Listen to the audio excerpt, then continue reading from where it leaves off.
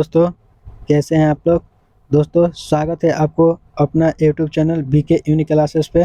दोस्तों, आज के हम इस वीडियो में आप लोग को क्लास 8 के साइंस का दूसरा चैप्टर सूक्ष्म जीव मित्र और शत्रु चैप्टर से जो भी ऑब्जेक्टिव प्रश्न बन सकता है, जिसमें से एग्जाम में आने की संभावना होगा, वह सभी प्रश्नों को इस वीडियो में देखेंगे। तो दोस्तों, अगर आप अभी तक हमारे चैनल को सब्सक्राइब नहीं किए हैं तो हमारे चैनल को सब्सक्राइब कर लीजिए, ताकि ऐसे ही वीडियो का नोटिफिकेशन आपके पास पहुंचता रहे। तो आइए एक एक करके हम लोग लगभग 60-70 प्रश्न देखेंगे दूसरा चैप्टर से। तो आज का ये पहला प्रश्न दिया हुआ है यहाँ पे कि खुले व नम स्थान पर रखी ब्रेड पर कौन आक्रमण कर देता है। बताना है कि खुला और नम स्थान पर जो ब्रेड को रखा जाता है तो उस पर कौन आक्रमण कर देता है। कवक, जीवाणु, विषाणु या शैवाल। तो याद रखना है, खुले या नम स्थान पर ब्रेड को रखा जाता है तो उस पर कवक क्या होता है, पनप जाता है, मतलब आक्रमण कर देता है। तो इसका राइट आंसर हो जाएगा पहला। नेक्स्ट प्रश्न देखेंगे यहाँ पे 2 नंबर कि मनुष्य में जीवाणु द्वारा होने वाला एक सामान्य रोग है। बताना है कि मनुष्य में जीवाणु के द्वारा होने वाला एक सामान्य रोग कौन है। टाइफाइड है कि खासरा है कि मलेरिया है कि चिकन पॉक्स है। तो याद रखना, मनुष्य में जीवाणु के द्वारा टाइफाइड रोग होता है। नेक्स्ट प्रश्न देखेंगे यहाँ पे 3 नंबर कि एक कोशिकीय जीव है। बताना है कि एक कोशिकीय जीव निम्नलिखित में कौन है। अमीबा है कि गाय है कि स्टारफिश है कि मनुष्य है। तो याद रखना है, अमीबा जो होता है वह एक प्रकार के एक कोशिकीय जीव होता है। नेक्स्ट प्रश्न यहाँ पे देखेंगे कि कवक क्या है। बताना है कि कवक जो होता है वह क्या होता है। एक प्रकार के पौधा होता है कि बहुकोशिकीय होता है कि सूक्ष्म जीव होता है कि उपयुक्त में से सभी। तो याद रखना है, कवक जो होता है एक प्रकार का पौधा भी होता है और बहुकोशिकीय भी होता है और एक प्रकार का सूक्ष्म जीव भी होता है। तो इसका राइट आंसर हो जाएगा ऑप्शन नंबर डी, उपयुक्त सभी। नेक्स्ट प्रश्न देखेंगे कि गाय में खुरपका और मुंहपका रोग होता है। बताना है कि गाय जो होता है उसमें एक खुरपका और मुंहपका रोग होता है, वह किसके द्वारा होता है। जीवाणु के द्वारा होता है कि वायरस के द्वारा होता है कि कवक के द्वारा होता है कि इनमें से कोई नहीं। तो याद रखना है, गाय में खुरपका और मुंहपका जो रोग होता है वह वायरस के द्वारा होता है, यह बात आपको याद रखनी है। नेक्स्ट प्रश्न देखेंगे कि जीवाणु कौन होते हैं। बताना है कि जीवाणु कौन से होते हैं, मतलब जीवाणु किससे होते हैं। एक कोशिकीय जीव से होते हैं कि सूक्ष्म जीव से होते हैं कि सर्वत्र जगह पाए जाने वाले जीव से होते हैं कि उपयुक्त में से सभी। तो याद रखना, जीवाणु यह सभी से हो सकता है। नेक्स्ट प्रश्न देखेंगे कि डेंगू परजीवी का वाहक है। बताना है कि डेंगू परजीवी जो है उसका वाहक कौन है। मादा एडिस एनोफिलीज मच्छर होगा कि घरेलू मक्खी होगी कि मादा एनोफिलीज मच्छर होगा कि कॉकरोच होगा। तो याद रखना, डेंगू परजीवी जो होता है मादा एनोफिलीज मच्छर के कारण होता है। तो इसका राइट आंसर हो जाएगा ऑप्शन नंबर सी। नेक्स्ट प्रश्न देखेंगे कि सर्वप्रथम चेचक के टीका का खोज किसने किया था। बताना है कि सबसे पहले चेचक का टीका जो है उसका खोज कौन किया था। लुई पास्चर किए थे कि एडवर्ड जेनर किए थे कि अलेक्जेंडर फ्लेमिंग किए थे कि रॉबर्ट हुक ने किए थे। तो याद रखना है, सर्वप्रथम चेचक के टीका का खोज जो है लुई पास्चर ने किए थे, यह बात आपको याद रखनी है। नेक्स्ट प्रश्न देखेंगे कि गेहूं की रस्ट किस सूक्ष्म जीव से होता है। यह प्रश्न बहुत ही वीवीआई है जो एससीईआरटी के बुक में दिया हुआ है। बोल रहा है कि गेहूं की रस्ट किस सूक्ष्म जीव से होता है। जीवाणु से होता है कि कवक से होता है कि शैवाल से होता है कि विषाणु से होता है। तो याद रखना है, गेहूं की रस्ट जो होता है वह कवक से होता है। दोस्तों, अगर ये वीडियो आपको अच्छा लग रहा है तो हमारे चैनल को सब्सक्राइब कर लीजिए।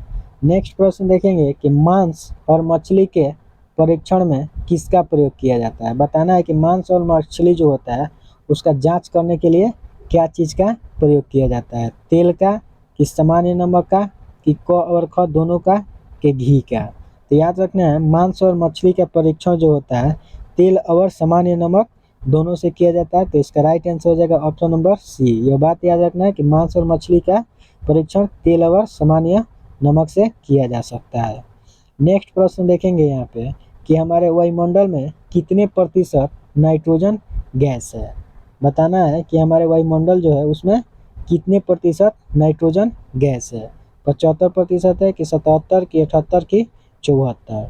तो याद रखना है हमारे वायुमंडल में लगभग 78% क्या है, नाइट्रोजन गैस है। नेक्स्ट प्रश्न देखेंगे यहाँ पे कि सबसे पहले कौन सा प्रतिजैविक खोज किया गया था। बताना है कि सबसे पहले कौन सा प्रतिजैविक जो था उसका खोज किया गया था। पेनिसिलिन का कि स्ट्रेप्टोमाइसिन का कि टेट्रासाइक्लिन का कि इनमें से कोई नहीं। तो याद रखना सबसे पहले कोई प्रतिजैविक का खोज किया गया था, तो याद रखना पेनिसिलिन का खोज किया गया था। नेक्स्ट प्रश्न देखेंगे कि दूध को 70 डिग्री सेल्सियस पर 15 से 30 सेकेंड तक गर्म करने पर एकाएक ठंड करना क्या कहलाता है। बताना है कि दूध को 75 डिग्री सेल्सियस पर क्या किया जाता है, 15 से लेकर 30 सेकेंड तक गर्म किया जाता है, ठीक है, तो उसको क्या कहा जाता है। पाश्चीकरण कहते हैं कि फर्मेंटेशन कहते हैं कि उबालना कहते हैं कि ए और बी दोनों कहते हैं। तो याद रखना है दूध को जब 70 डिग्री सेल्सियस पर 15 से 30 सेकेंड तक गर्म किया जाता है तो उसको पाश्चीकरण कहा जाता है। नेक्स्ट प्रश्न हम लोग देखेंगे कि सूक्ष्म जीव की वृद्धि रोकने के लिए किसका उपयोग किया जाता है। बताना है सूक्ष्म जीव की वृद्धि रोकने के लिए किसका उपयोग किया जाता है। नमक का, खाद्य तेल का, चीनी का, उपयुक्त में से सभी का। तो याद रखना है सूक्ष्म जीव की वृद्धि रोकने के लिए नमक का भी प्रयोग करते हैं, खाद्य तेल का भी प्रयोग करते हैं, चीनी का भी प्रयोग करते हैं। तो इसका राइट आंसर हो जाएगा ऑप्शन नंबर डी। नेक्स्ट प्रश्न देखेंगे कि निम्न में से कौन सा प्रतिजैविक है। बताना है कि निम्नलिखित में कौन है जो प्रतिजैविक है। सोडियम बाइकार्बोनेट की एस्ट्रेमाइसिन की एल्कोहल की ईस्ट। तो याद रखना है एस्ट्रेमाइसिन जो होता है वह एक प्रकार के प्रतिजैविक होता है। नेक्स्ट प्रश्न दिया है कि पौष्टिकरण की खोज किसने की थी। बताना है कि पौष्टिकरण की खोज जो है वह कौन किए थे। तो याद रखना लुई पास्चर जो थे वही किए थे। नेक्स्ट प्रश्न देखेंगे यहाँ पे कि पेनिसिलिन प्रतिजैविक का खोज कौन किए हुए थे। बताना है कि पेनिसिलिन प्रतिजैविक का खोज कौन किए थे। एडवर्ड जेनर कि एलेक्जेंडर फ्लेमिंग कि लुई पास्चर कि रॉबर्ट हुक। तो याद रखना एलेक्जेंडर फ्लेमिंग जो थे उन्होंने क्या किया था, पेनिसिलिन प्रतिजैविक का खोज किए थे। नेक्स्ट प्रश्न देखेंगे कि फल सब्जियों का विघटन होने से क्या बनता है। बताना है कि फल और सब्जियों का विघटन होने से क्या बनता है। कचरा बनता है कि खाद बनता है कि कूड़ा बनता है कि सड़े गले पदार्थ बनता है। तो याद रखना है फल सब्जियों का विघटन होने से खाद का निर्माण होता है। नेक्स्ट देखेंगे 19 नंबर प्रश्न, किण्वन की खोज किसने की। यह प्रश्न VVI है। बताना है कि किण्वन जो है उसका खोज कौन किए थे। तो याद रखना है लुई पास्चर जो थे उन्होंने किण्वन के खोज किए थे। नेक्स्ट प्रश्न देखेंगे कि वैक्सीन का उपयोग किस रोग के लिए किया जाता है। बताना है कि वैक्सीन जो होता है उसका उपयोग हम लोग किस रोग के लिए करते हैं। लोग हैजा के लिए करते हैं कि चेचक के लिए कि हेपेटाइटिस के लिए कि उपयुक्त में से सभी के लिए। तो याद रखना वैक्सीन जो होता है उसका उपयोग हैजा के लिए भी किया जाता है, चेचक के लिए भी किया जाता है, हेपेटाइटिस के लिए भी किया जाता है। तो इसका राइट आंसर हो जाएगा उपयुक्त सभी। ठीक है, वैक्सीन सभी के लिए यूज किया जाता है। नेक्स्ट प्रश्न हम लोग देखेंगे कि सूक्ष्म जीव कहाँ पाए जाते हैं। बताना है कि सूक्ष्म जीव जो होता है वह कहाँ पाया जाता है। जल में कि वायु में कि मिट्टी में कि इनमें से सभी जगह। तो याद रखना सूक्ष्म जीव जो होता है वह सभी जगह पाया जाता है। नेक्स्ट देखेंगे 22 नंबर कि एलेक्जेंडर फ्लेमिंग ने 1928 में किस पहले प्रतिजैविक का खोज किया था। बताना है कि एलेक्जेंडर फ्लेमिंग ने 1928 में क्या चीज़ का खोज किए थे। तो याद रखना है अभी हम लोग ऊपर बात किए थे पेनिसिलिन का खोज जो है एलेक्जेंडर फ्लेमिंग जो थे 1928 में किए हुए थे। नेक्स्ट प्रश्न दिया है कि पोलियो का कारक है, बताना है कि पोलियो जो है वह किसका कारक है, वायरस का है कि जीवाणु का है कि प्रोटोजोआ का है कि कवक का है। तो याद रखना है पोलियो जो होता है वह वायरस का कारक होता है। नेक्स्ट यहाँ पे प्रश्न देखेंगे कि हानिकारक सूक्ष्म जीव किनको प्रदूषित करते हैं, बताना है कि हानिकारक सूक्ष्म जीव जो होता है वह किसको प्रदूषित करता है, भोजन को करता है कि कपड़ा के कि चमड़े की वस्तुओं को कि उपयुक्त में से सभी को। तो याद रखना है हानिकारक सूक्ष्म जीव जो होता है वह भोजन को भी प्रदूषित करता है, कपड़ा को भी करता है और चमड़ा के वस्तुओं को भी करता है। तो हमारा राइट आंसर हो जाएगा ऑप्शन नंबर डी। नेक्स्ट प्रश्न देखेंगे यहाँ पे कि दूध को दही में परिवर्तन करने वाला सूक्ष्म जीव है, बताना है कि दूध को दही बनाने के लिए किस सूक्ष्म जीव का उपयोग किया जाता है। तो याद रखना है लैक्टोबैसिलस जो है उसका उपयोग हम लोग दूध से दही बनाने में यूज करते हैं लोग। तो यह बात याद रखना है लैक्टोबैसिलस का उपयोग दूध से दही बनाने में किया जाता है। नेक्स्ट प्रश्न हम लोग देखेंगे कि ब्रेड बनाने की प्रक्रिया के दौरान कौन सी गैस उत्पन्न होती है, बताना है कि ब्रेड जब बनाया जाता है तो उसमें कौन सी गैस उत्पन्न होती है, ऑक्सीजन होता है कि नाइट्रोजन होता है कि कार्बन डाइऑक्साइड गैस होता है कि सल्फर डाइऑक्साइड गैस होता है। तो याद रखना ब्रेड बनाने के दौरान कार्बन डाइऑक्साइड गैस उत्पन्न होता है। नेक्स्ट प्रश्न देखेंगे 27 नंबर कि नाइट्रोजन का वायुमंडल से मिट्टी, पौधे तथा जंतु में परिवहन की संपूर्ण प्रक्रिया को क्या कहते हैं लोग, बताना है कि नाइट्रोजन का वायुमंडल से मिट्टी, पौधा और जंतु में परिवहन की संपूर्ण जो प्रक्रिया होता है उसको हम लोग क्या कहते हैं लोग, नाइट्रोजन स्थिरीकरण कहते हैं लोग कि नाइट्रोजन चक्रण कहते हैं लोग कि अमोनीकरण कहते हैं लोग कि इनमें से कोई नहीं।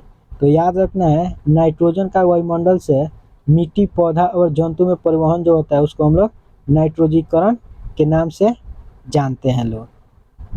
नेक्स्ट प्रश्न देखेंगे यहाँ पे 28 नंबर कि निम्न में से किस पौधे के पत्तों के रस का उपयोग मलेरिया तथा डेंगू के उपचार में किया जाता है, बताना है कि निम्नलिखित में से कौन सा पौधा का पत्ता है जिसका रस का उपयोग हम लोग मलेरिया और डेंगू के उपचार में करते हैं लोग। तो याद रखना है सिनकोना वृक्ष के जो पत्ता होता है उसका रस का उपयोग हम लोग मलेरिया और डेंगू के उपचार के लिए करते हैं। नेक्स्ट प्रश्न देखेंगे यहाँ पे कि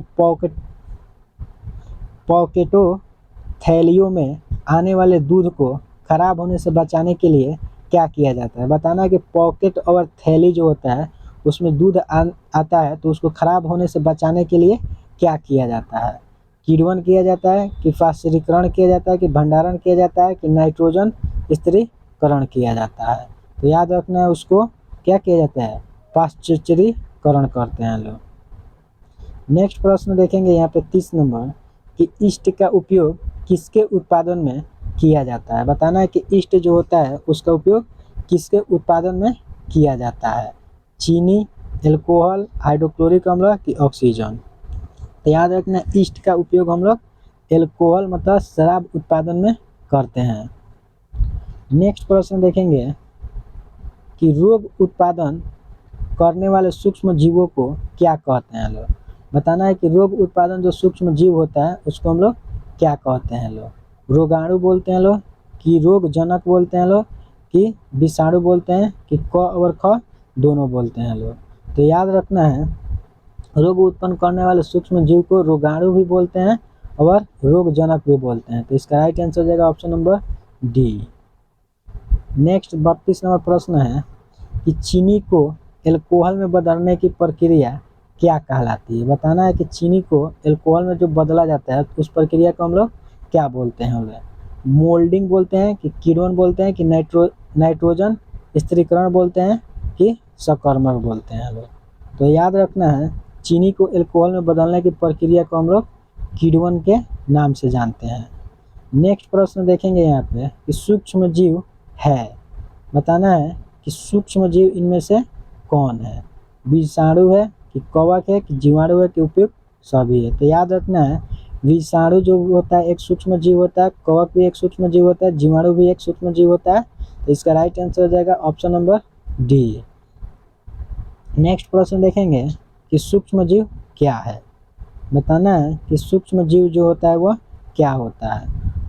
वह जीव जिन्हें हम यंत्र की सहायता से नहीं देख सकते हैं। बताना है कि सूक्ष्म उसको कहते हैं जो यंत्र की सहायता से नहीं देख सकते हैं। बी नंबर दिया है कि जिन्हें हम अपने नगण्य आंखों से नहीं देख सकते हैं। यही हमारा राइट आंसर हो जाएगा। जिसे अपने आंखों से नहीं देख सकते हैं उसी को हम लोग सूक्ष्म जीव कहते हैं लोग। नेक्स्ट प्रश्न देखेंगे कि किस सूक्ष्म जीव में सजीव और निर्जीव दोनों के गुण पाए जाते हैं। ये प्रश्न बहुत ही VVI है। दोस्तों अगर ये वीडियो आपको अच्छा लग रहा है तो प्लीज़ हमारे BK यूनिक क्लासेस को सब्सक्राइब कर लीजिए ताकि ऐसे वीडियो का नोटिफिकेशन आपके पास पहुंचता रहे। बताना है कि किस सूक्ष्म जीव में सजीव और निर्जीव दोनों के गुण पाया जाता है। जीवाणु में कि कवक में कि विषाणु में कि प्रोटोजोआ में। तो याद रखना है विषाणु एक ऐसा सूक्ष्म जीव है जिसमें सजीव और निर्जीव दोनों के गुण पाया जाता है। नेक्स्ट प्रश्न देखेंगे कि जल, वायु, भोजन और कायिक संपर्क के द्वारा रोग संक्रमित व्यक्ति से स्वस्थ व्यक्ति में फैलता है वह क्या कहलाता है। तो याद रखना उसको हम लोग संक्रामक रोग बोलते हैं। जो जल, वायु, भोजन और कायिक संपर्क से क्या होता है स्वस्थ व्यक्ति में फैलता है उसको हम लोग संक्रामक रोग बोलते हैं लोग। नेक्स्ट प्रश्न देखेंगे, वही प्रश्न रिपीट हो गया। यहाँ पे 37 नंबर प्रश्न देखेंगे कि हमारे शरीर में हानिकारक सूक्ष्म जीव कैसे प्रवेश करते हैं। बताना है कि हमारे शरीर में हानिकारक सूक्ष्म जीव जो होता है वह कैसे प्रवेश करता है। श्वास के द्वारा कि पेय जल के द्वारा कि भोजन के द्वारा कि उपयुक्त सभी के द्वारा। तो याद रखना है यह किसी भी माध्यम से क्या कर सकता है हमारे शरीर में प्रवेश कर सकता है। तो इसका राइट आंसर हो जाएगा ऑप्शन नंबर डी।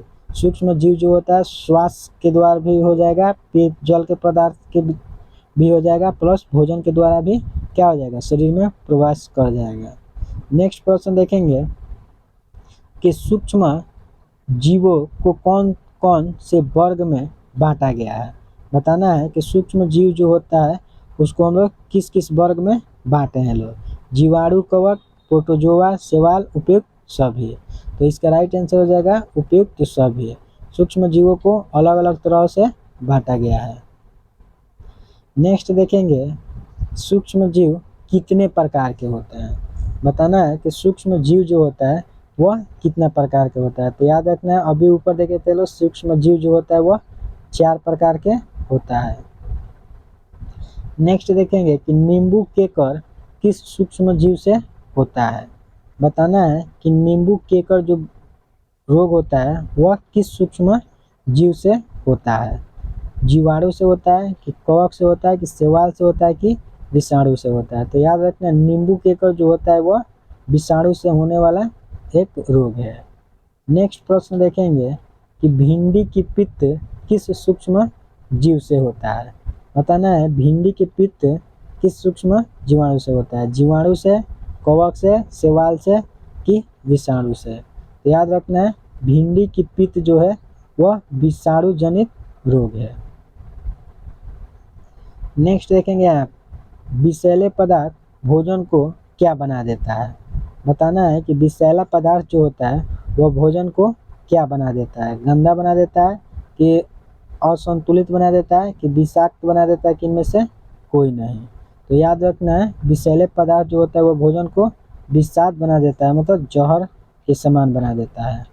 नेक्स्ट प्रश्न देखेंगे कि संचारणीय रोगों का सबसे मुख्य कारक क्या है। बताना है कि संचारणीय रोगों का मुख्य कारक कौन है। चींटी है कि ड्रैगन मक्खी है कि मकड़ी है कि घरेलू मक्खी है। तो याद रखना है संचारणीय रोग जो है उसका मुख्य कारक जो है वह घरेलू मक्खी होती है। नेक्स्ट प्रश्न देखेंगे कि हैजा किसके द्वारा होता है। बताना है कि हैजा रोग जो होता है वह किसके द्वारा होता है। जीवाणु के द्वारा होता है कि विषाणु के द्वारा होता है कि कवक के द्वारा होता है कि प्रोटोजोआ के द्वारा होता है। तो याद रखना है हैजा जो होता है वह जीवाणु के द्वारा होने वाला रोग होता है। उसके बाद यहाँ पे प्रश्न है 45 नंबर कि मनुष्य में वायरस द्वारा होने वाला एक सामान्य रोग कौन है।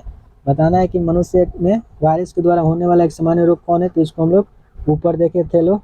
इसका राइट आंसर हो जाएगा यहाँ पे पोलियो। वायरस के द्वारा क्या होता है, पोलियो रोग होता है, यह बात याद रखनी है। नेक्स्ट प्रश्न देखेंगे कि मलेरिया रोग किस जीव के काटने से होता है। बताना है कि मलेरिया रोग जो होता है वह किसके काटने से होता है। मकड़ी के काटने से होता है कि मच्छर के काटने से होता है कि मधुमक्खी के काटने से होता है कि घरेलू मक्खी के काटने से होता है। तो याद रखना मलेरिया जो होता है वह मच्छर के काटने से होता है, जो क्लास 8 के बुक में दिया हुआ है। नेक्स्ट प्रश्न देखेंगे कि अतिसार और मलेरिया किस सूक्ष्म जीव के द्वारा होता है। बताना है कि अतिसार और मलेरिया जो सूक्ष्म जीव होता है वह किसके कारण होता है।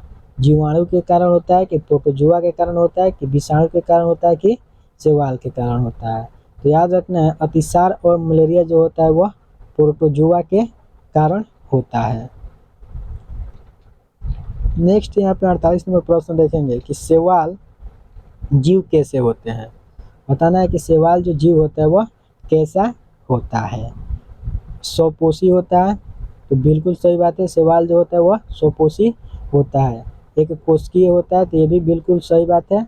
बहुकोशिकीय भी होता है, ये भी बिल्कुल सही बात है। तो हमारा राइट आंसर हो जाएगा उपयुक्त सभी। शैवाल जो होता है स्वपोषी भी होता है, एक कोशिकीय भी होता है और बहुकोशिकीय भी होता है। नेक्स्ट यहाँ पे प्रश्न देखेंगे कि निम्न में से शैवाल कौन कौन से हैं। बताना है कि निम्नलिखित में कौन कौन है जो शैवाल है। तो क्लेमाइडोमानस जो है एक प्रकार के शैवाल होता है, और स्पाइरोगाइरा जो है ये भी एक प्रकार के शैवाल है। तो इसका राइट आंसर हो जाएगा ए और बी। नेक्स्ट प्रश्न देखेंगे प्रोटोजोआ कैसा जीव है। बताना है कि प्रोटोजोआ जो होता है वह कैसा जीव होता है। एक कोशिकीय होता है कि सूक्ष्म जीव होता है कि बहुकोशिकीय होता है कि ए और बी दोनों। तो याद रखना है प्रोटोजोआ जो होता है एक कोशिकीय और सूक्ष्म दोनों प्रकार के जीव होता है। तो इसका राइट आंसर हो जाएगा ऑप्शन नंबर डी, ए और बी दोनों। नेक्स्ट प्रश्न देखें कि वैक्सीन क्या है। बताना है कि वैक्सीन जो है वह क्या है, दवाई है, कैप्सूल है कि टीका है कि उपयुक्त सभी है। तो याद रखना है वैक्सीन जो होता है दवाई भी होता है, कैप्सूल भी होता है, टीका भी होता है। तो इसका राइट आंसर हो जाएगा ऑप्शन नंबर डी। नेक्स्ट प्रश्न देखेंगे कि बच्चों को पोलियो से बचाने के लिए क्या दिया जाता है। बचाना है कि बच्चों जो होता है उसको पोलियो से बचाने के लिए क्या दिया जाता है। पोलियो ड्रॉप दिया जाता है कि पोलियो कैप्सूल दिया जाता है कि इंजेक्शन दिया जाता है कि पोलियो की गोली दिया जाता है। तो याद रखना है पोलियो ड्रॉप पिलाया जाता है बच्चों को पोलियो से बचाने के लिए। नेक्स्ट प्रश्न देखेंगे यहाँ पे, और यहाँ पे बताना है कि नाइट्रोजन का संवर्धन किस में होता है। बताना है कि नाइट्रोजन जो होता है उसका संवर्धन किस में होता है। पौधा में होता है कि जीवों में होता है कि मिट्टी में होता है कि जंतुओं में होता है। तो याद रखना नाइट्रोजन का संवर्धन जो होता है वह मिट्टी में होता है। उसके बाद नेक्स्ट प्रश्न है यहाँ पे कि कौन वायुमंडलीय नाइट्रोजन का स्थिरीकरण करके मिट्टी की उर्वरता में वृद्धि करने में सहायक होता है। पहला ऑप्शन दिया जीवाणु, नीले हरे शैवाल, ए और बी दोनों, इनमें डी नंबर दिया है कवक। तो इसका राइट आंसर हो जाएगा जीवाणु और नीले हरे शैवाल जो होता है वह क्या करता है वायुमंडलीय नाइट्रोजन का स्थिरीकरण करके मिट्टी की उर्वरता शक्ति को बढ़ाता है। नेक्स्ट प्रश्न दिया 56 नंबर कि बेसिलस एंथ्रेसिस नामक जीवाणु किस रोग के कारण होता है। बताना है कि बेसिलस एंथ्रेसिस नामक जीवाणु जो होता है वह किस रोग के कारण होता है। तो याद रखना है एंथ्रेक्स के कारण बेसिलस एंथ्रेसिस रोग होता है। उसके बाद यहाँ पे प्रश्न देखेंगे कि एंथ्रेक्स रोग किन में होता है। बताना है कि एंथ्रेक्स रोग जो होता है वह किस में होता है, मनुष्य में होता है कि मवेशी में होता है कि ए और बी दोनों में होता है कि पौधा में होता है। तो याद रखना एंथ्रेक्स रोग जो होता है मनुष्य में भी होता है और मवेशियों में भी होता है। तो इसका राइट आंसर हो जाएगा ऑप्शन नंबर सी। नेक्स्ट प्रश्न देखेंगे यहाँ पे कि ल्यूगिम पौधा में किसका स्थिरीकरण होता है, नाइट्रोजन का, ऑक्सीजन का, कार्बन डाइऑक्साइड का कि वायु का। तो याद रखना है, लेग्यूम पौधा जो होता है उसमें नाइट्रोजन का स्थिरीकरण होता है। नेक्स्ट प्रश्न देखेंगे कि विषाणु कौन से होते हैं। बताना है कि विषाणु जो होता है वह कौन सा होता है। अकोशिकीय विषाणु होता है कि परपोषी होता है कि कोशिकीय विषाणु होता है कि ए और बी दोनों होता है। तो याद रखना है, ए और बी दोनों इसका राइट आंसर हो जाएगा। विषाणु जो होता है अकोशिकीय विषाणु भी होता है और परपोषी भी होता है। नेक्स्ट यहाँ पे प्रश्न देखेंगे कि विषाणु कहाँ पाए जाते हैं। बताना है कि विषाणु जो होता है वह कहाँ पाया जाता है। पेड़ पौधा में पाया जाता है तो बिल्कुल सही बात है। जीव जंतुओं में पाया जाता है, ये भी बिल्कुल सही बात है। पर्यावरण में पाया जाता है, भी बिल्कुल सही बात है। तो इसका राइट आंसर हो जाएगा उपयुक्त सभी। विषाणु जो होता है इन सभी जगहों पे पाया जाता है। नेक्स्ट और आज का सेकेंड लास्ट प्रश्न है कि विषाणु द्वारा कौन कौन से रोग होते हैं। बताना है कि विषाणु के द्वारा कौन कौन से रोग होता है। तो जुकाम और खांसी बिल्कुल सही बात है। पोलियो भी होता है, खासरा भी होता है। तो इसका राइट आंसर हो जाएगा उपयुक्त सभी। विषाणु जो होता है उससे जुकाम, खांसी, पोलियो और खासरा यह सभी रोग होता है। नेक्स्ट और आज का अंतिम प्रश्न है कि पादप रोग कौन कौन से है। बताना है कि पौधा का रोग कौन कौन से है। नींबू के कर, तो बिल्कुल सही बात है, नींबू के कर पादप रोग है।